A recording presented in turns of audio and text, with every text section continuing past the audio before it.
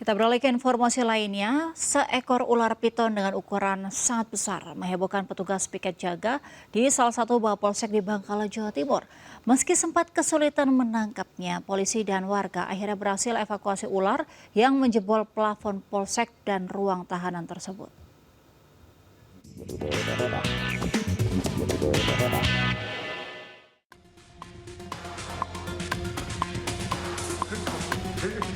Seekor ular piton dengan tubuh sangat besar nampak di atas plafon Mapolsek, menggegerkan penghuni Polsek Tanjung Bumi, Kabupaten Bangkalan.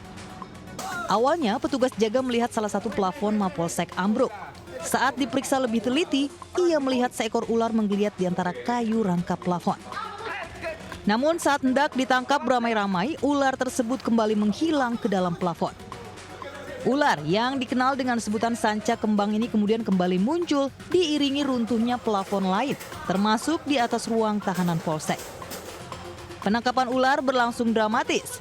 Aibtu Agus bergelut dengan ular di atas tangga hingga tangan kanannya sempat dililit ular. Hewan melata ini pun sempat jadi tontonan warga sekitar yang penasaran. Ular itu kira-kira lebih dari 5 meter. Evakuasi sempat bongkar plafon karena panjang ular itu dan berat ular itu masih nyangkut pada kayu-kayu plafon, sehingga harus merusak plafon. Untuk sementara, ular piton ini diamankan dan dimasukkan ke dalam tandon air bekas di halaman Mapolsek Tanjung Bumi. Dari Bangkalan, Madura, Taufik Syahrawi, iNews melaporkan. Ya, viral pengemudi ambulans kesasar saat membawa jenazah pasien rumah sakit jiwa akibat ditemani penunjuk jalan pengidap ODGJ di Makassar, Sulawesi Selatan. Pasien ODGJ sebagai penunjuk jalan ke pemakaman ada di dalam ambulans karena diajak Pak Supir.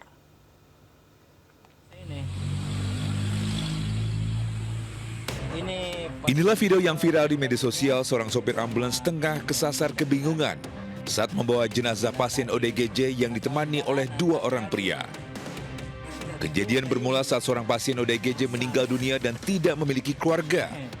Pihak rumah sakit kemudian mengurus jenazah hingga ke pemakaman di Goa. Aduh, ini bagaimana bro? Siapa kena mata? Namun dalam perjalanan, sopir ambulans selalu kesasar hingga tak juga sampai ke pemakaman karena petunjuk jalanan merupakan pasien ODGJ yang ikut mengantar jenazah. Ternyata juga yang mengantar orang jiwa ini. Aduh, pusing saya ini. Setelah video ini viral, pihak rumah sakit khusus dari daerah Makassar buru-buru klarifikasi dan menegaskan bahwa video hanyalah konten bercanda sopir ambulans. ODGJ yang sudah pulih, yang sudah sehat. 2 orang itu. 2 orang. Kenapa dia naik di situ? Karena dia minta, Pak Kabi, bisa saya ikut karena ini teman saya. Ini misalnya juga saya membantu. Artinya sama dengan kita. Ini kan tanda kutip tidak punya keluarga dan sudah akrab di sini. Nah, akhirnya dia bilang, ya saya ikut, saya bantu-bantu angkat. Tapi ini kan sudah dikawal, ada 2 perawat saya kasih ikut di situ. Cuma karena pada saat dia turun ini sopirnya foto, dia video. Oh, pergi bikin konten. Bikin konten ya, karena ya mending untuk sebenarnya dia canda-canda, tetapi candanya ini membuat jadi viral. Atau melanggar privasi jenazah atau pasien ODGJ. Sekali lagi saya memohon maaf yang sebesar-besarnya. Pihak RSKD Dadi berharap kejadian serupa tidak terulang dan menghimbau semua pihak untuk lebih bijak menggunakan media sosial, terutama dalam situasi menyangkut martabat jenazah. Dari Makassar, Leo Muhammad Nur, iNews melaporkan.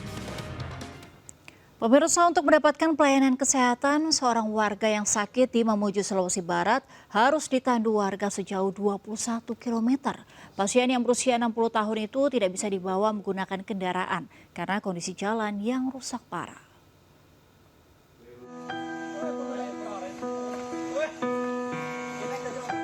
Sejumlah warga desa Kopeang, Kabupaten Mamuju, Sulawesi Barat bergotong royong menandu seorang warga yang sakit menuju puskesmas terdekat. Oteng 60 tahun tidak bisa dibawa menggunakan kendaraan karena kondisi jalan yang rusak parah. Selain jalan yang berlumpur dan licin, warga juga harus menempuh jarak sejauh 21 km agar bisa mengakses pelayanan kesehatan dasar. Menurut keterangan warga, jalan menuju Desa Kopeang sudah puluhan tahun tidak pernah dibenahi. Dan ini bukan pertama kalinya terjadi. Saya atas nama Muhammad Alri selaku masyarakat Desa Kopeang berharap kepada pemerintah daerah maupun pusat agar ada perhatian perbaikan jalan ke desa kami, di mana bertahun-tahun kami telah melalui jalanan yang sangat memprihatinkan ini. Selain mempermudah akses kesehatan, perbaikan jalan juga bisa meningkatkan roda perekonomian warga Desa Kopeang. Dari Mamuju, Sulawesi Barat, Freddy Anyus melaporkan.